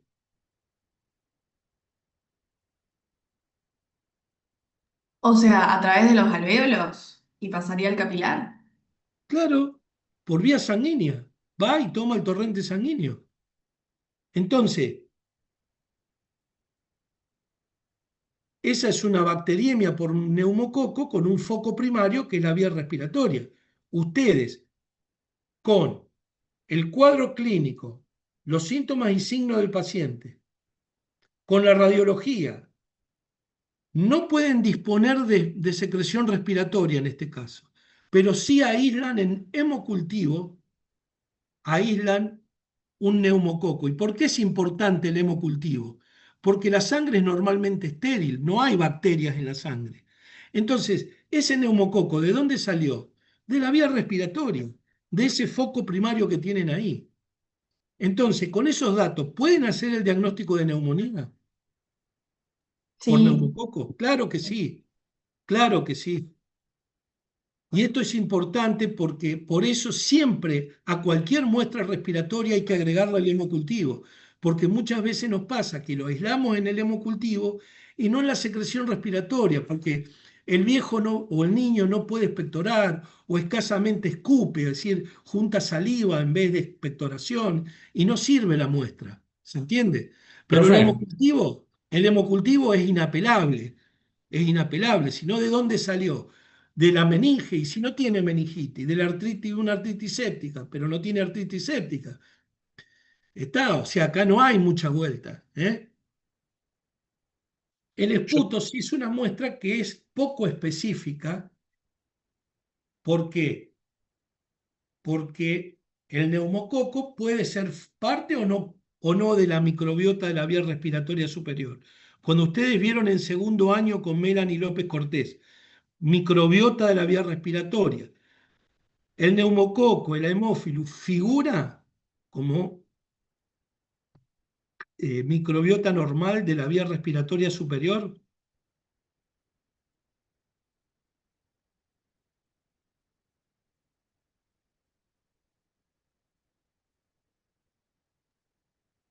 Creo, si no me equivoco, que sí, y que justamente se contamina con la microbiota cuando pasa por la vía superior, digamos. Exactamente. El problema es que los serotipos invasivos de neumococo están presentes primariamente ¿dónde? Primariamente van a la vía superior. Recuerden esto, vuelvo acá, a ver. Vuelvo acá. Primero, lo que hacen es elevar el inóculo microbiano en la vía respiratoria superior. Eso es lo que hace el neumococo. ¿Mm? O sea, colonización orofaringea. Eleva el inóculo microbiano y luego desciende. Pasa que, como dijo recién la compañera, cuando el paciente expectora, no solamente arrastra el neumococo que está provocando el proceso, sino todo el resto de la microbiota, que después nos puede traer problemas en el cultivo, porque vieron que los microorganismos, ustedes vieron en primero y segundo año, tienen fenómenos de interacción como el antagonismo, el comensalismo, el mutualismo, bueno, compiten por el espacio y por los nutrientes. Entonces, puede a veces verse dificultada el aislamiento del patógeno por la presencia de esa microbiota. Por eso, como decía la compañera muy bien recién, es que tiene baja especificidad y baja sensibilidad. Pero bueno, ¿cuál es la gran ventaja que tiene el esputo? Que es una muestra no invasiva, o sea, solamente la persona tiene que expectorar. Entonces, es por eso que es la muestra que más usamos. Pero ¿qué pasa? No solamente tenemos eso para el diagnóstico, tenemos todo el resto. Ahora, para todas aquellas bacterias que no formen parte de la microbiota normal de la vía respiratoria, como Mycobacterium tuberculosis, Mycoplasma pneumoniae, clamidia, coccidioides, virus respiratorio, para esas muestras tiene elevada especificidad, muy elevada. ¿Por qué? Porque no forma parte de la microbiota. Y cuando esos microorganismos están en la vía respiratoria, están formando parte sí o sí de un proceso infeccioso. ¿Se entendió?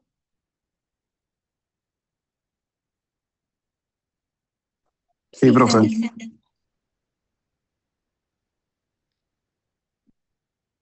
Bueno, Profe, por esto eso, perdón, por eso siempre que podamos obtener una muestra de esputo hay que hacerlo, digamos, siempre, no hay que descartar.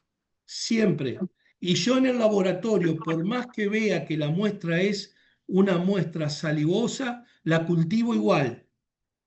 Y si no es concluyente la muestra, como ya vas a ver que te voy a mostrar ahora, yo informo, muestra de baja calidad microbiológica, valorar clínicamente el resultado. Porque una buena muestra, desde el punto de vista microbiológico, es aquella muestra que, según los criterios de Bartlett, tiene muchos polimorfos nucleares y pocas células epiteliales escamosas. Mientras que al revés, las muestras que tienen muchos polimorfos nucleares, muchas células epiteliales escamosas y poco y nada de polimorfo nuclear, no son buenas muestras. La única excepción puede ser el paciente con SIDA, donde es de esperar que no tenga muchos leucocitos polimorfonucleares. Entonces ahí nos vamos a concentrar en cuántas epiteliales hay. Si hay muchas epiteliales, no es buena la muestra. Si hay pocas epiteliales y aunque haya pocos leucocitos, la vamos a tener presente. ¿Se entiende?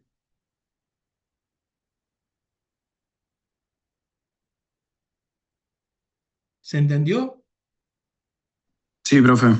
Entonces ahí, para que la muestra tenga sea una buena muestra, que se llama una muestra representativa de la vía aérea inferior, tiene que tener muchos leucocitos polimorfonucleares y muy pocas células epiteliales escamosas. Por eso es que al paciente hay que indicarle que expectore, no que escupa, porque la saliva no sirve. Profe, ¿es 25 o 10 células epiteliales? Porque algunas bibliografías dicen otra cosa. Mira, el criterio de Bartlett establece 25 polimorfonucleares. Pasa que en pacientes inmunocomprometidos puede verse menor ese número. No, no, Pero, yo digo las células epiteliales, el segundo ítem. ¿Tiene que ah, haber menos de 25 o menos de 10? lo voy a revisar. Yo creo que son menos de 25, pero lo voy a revisar. Puede ser que sea menos de 10. Sí, sí. ¿Dónde lo leíste vos? Yo lo leí en Mandel. ¿En qué Eh, parte lo viste vos? no, no, yo no lo vi el libro, lo vi como en un video de una cátedra de otra facultad. Bueno, pero podemos revisarlo, revísenlo y para la próxima lo tratamos. Yo tenía la referencia de 25, pero bueno, lo vemos, lo vemos. Dale, Puede gracias. haberse modificado el criterio claramente, no haberse hecho menos exigente, digamos, ¿eh? Acuérdense y lo vemos en la próxima clase.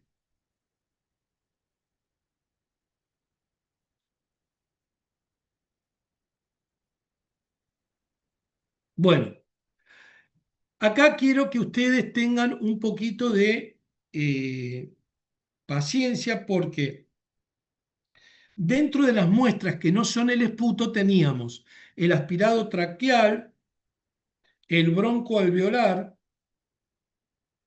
y el cepillo protegido.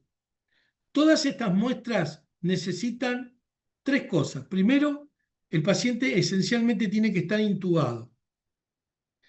Segundo, que el paciente obviamente tenga diagnóstico de neumonía, ¿eh? Porque nosotros acuérdense que llegamos a los estudios complementarios previamente habiendo hecho el anamnesis y la revisión física y las imágenes, ¿eh?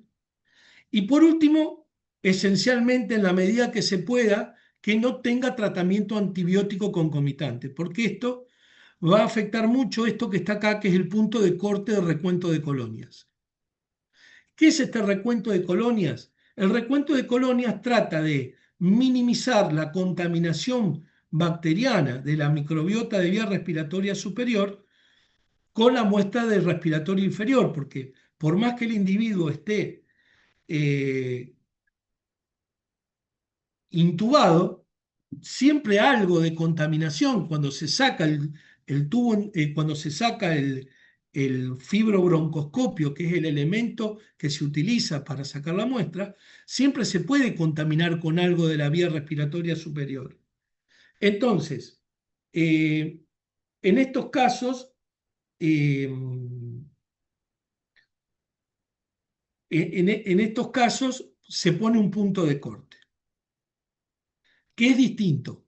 Para el aspirado traqueal, tienen que haber un número mayor o igual a 10 a la 6 unidades formadoras de colonia por mililitro de secreción para considerar que esa bacteria o ese hongo tiene altas chances de ser el responsable de la infección. Para el lavado broncoalveolar, este número se reduce a 10 a la cuarta. Y para el cepillo protegido, de 10 a la tercera. ¿Eh?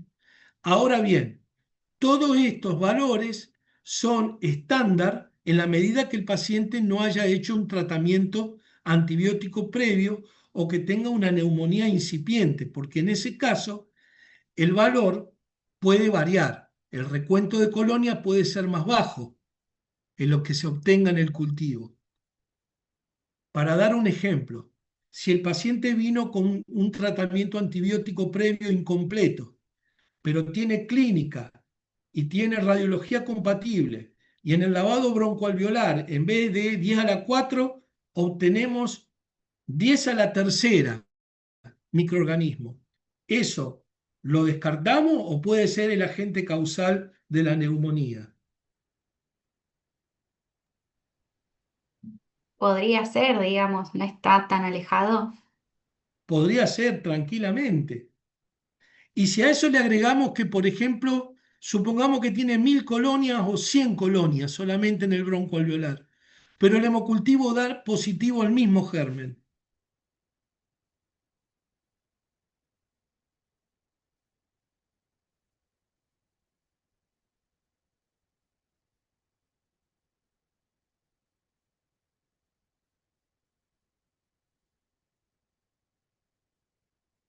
¿Qué les parece? Sí, sigue representando neumonía, sería. Claro, claro. Por más que haya bajado un poco el recuento de colonias, tienen un hemocultivo positivo, ¿eh? Y tienen la semiología, tienen todo la radiología. ¿Y por qué bajó sensiblemente el recuento de colonia? Y porque tuvo antibióticos previamente el paciente. Es decir, que tanto en este tipo de muestras como ya vamos a ver en la infección urinaria, el recuento de colonia no es algo absoluto. No es que más de 10.000 es y menos de 10.000 no es. Se pone todo el resultado del aislamiento con la etiología y el recuento en todo el contexto del resto de los estudios del paciente y en el contexto de la semiología. Con un lavado broncoalveolar, así tenga 100 colonias solamente, si el paciente usó antibióticos y además del lavado yo lo tengo al bicho en el hemocultivo, ya está, ya está. Ese es el responsable de la neumonía. ¿Se entiende? Sí, se entiende. Bien, perfecto. Bueno, esto lo vamos a pasar porque eso lo vamos a ver en defensa.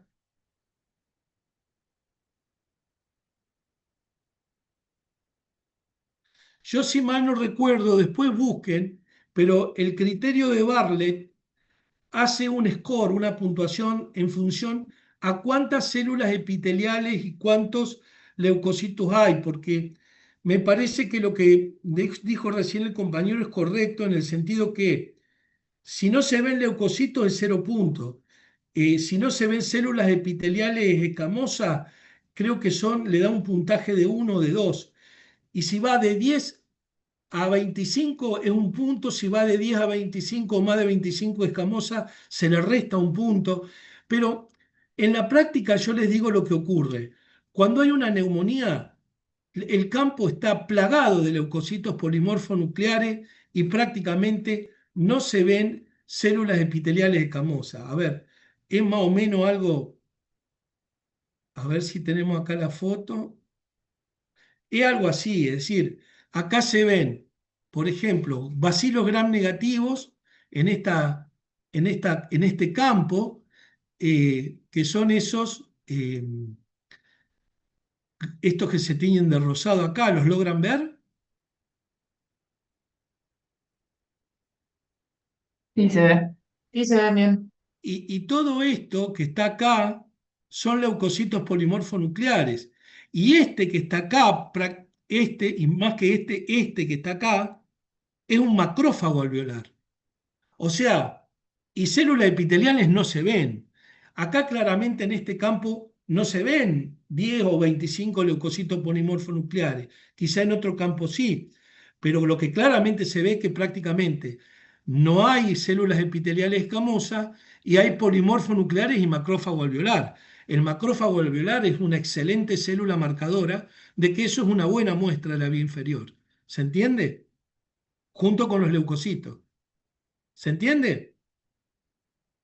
Sí, Lo mismo acá. Acá tienen una sola célula epitelial escamosa y fíjense el resto. ¿Eh? Bueno, a ver, porque ya mucho tiempo no nos queda.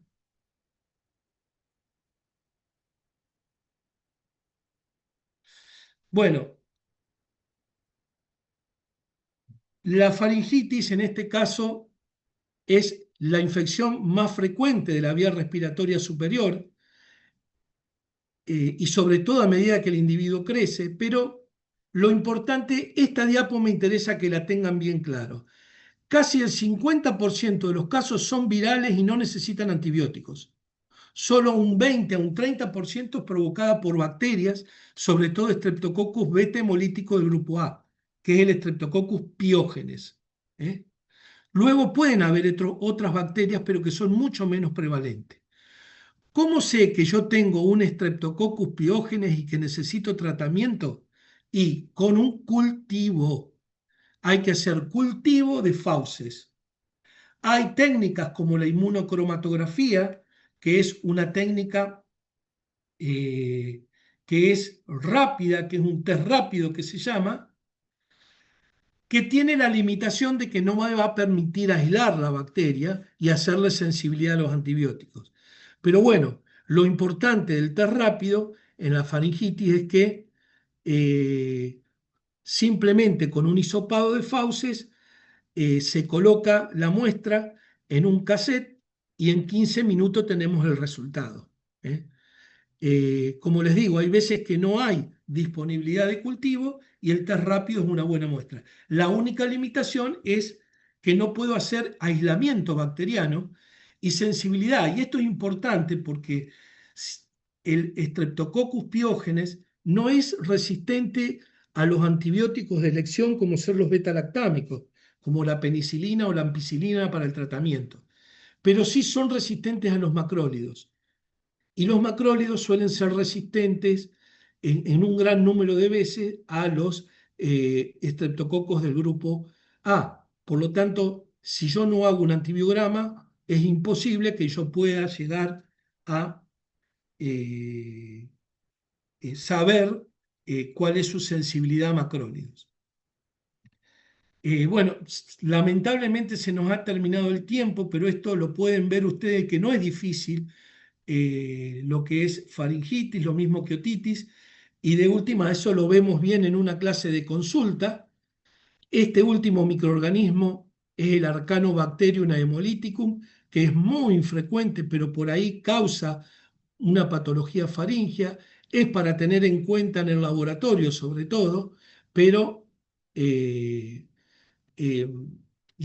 la mayor importancia, digamos, es que dentro de los bacterianos es el Streptogrupo A, que en la medida que se pueda hacer cultivo hay que hacerlo, y si no, bueno, se puede hacer un test rápido que nos va a decir en muy pocos minutos si es un Streptococo grupo A o no. Y esto es importante porque independientemente que van a tener que hacer el tratamiento empírico, si el test rápido da negativo, ustedes ya saben que bacteriano no es, que es de algunos de estos virus que están acá, y tratamiento antibiótico no hace falta. ¿Se entendió? Profe, ¿y el antígeno urinario también se puede hacer? El antígeno urinario sirve sobre todo para el diagnóstico de neumonía o bacteriemia por neumococo, no para este caso. Acá no hay test urinarios para estreptococo grupo A, y si lo hay, no lo conozco. Yo hasta ahora, con lo que me he venido manejando y lo que siempre me ofrecen como último desarrollo, son test de fauces. Es decir, técnica directa, detección desde una muestra respiratoria del Streptococcus piógenes. Para neumococo sí, pero estamos hablando de uso para sepsis o neumonía o meningitis con bacteriemia, que no solamente se puede detectar en la secreción respiratoria o el líquido cefalorraquídeo, el neumococo, sino antígeno capsular de orina. Pero es para esos casos y para neumococo. Creo que recién ahora se está agregando para meningococo. Bien, gracias. Bueno, chicos, ¿alguna otra consulta? Profe, yo te quería preguntar si ya se sabe si va a haber clases de consulta próximamente. Clases de consulta hay disponibles, las tendríamos, por ejemplo, si ustedes quieren, los días martes a las 8 de la noche, no sé si ustedes tienen disponibilidad o algún día, un viernes. Yo sábado a la mañana no tengo problema, pero no sé ustedes. Pero eso ustedes lo tendrían que ponerse de acuerdo entre ustedes y transmitirle a Florentina para que organice conmigo un día con un horario en el que podamos todos. Pero primero organícense ustedes y le transmiten a Florentina cuando ustedes quieran. Dale, profe, No, gracias. no quiero poner un horario fijo porque no es correcto, digamos. Tiene que ser algo que podamos todos.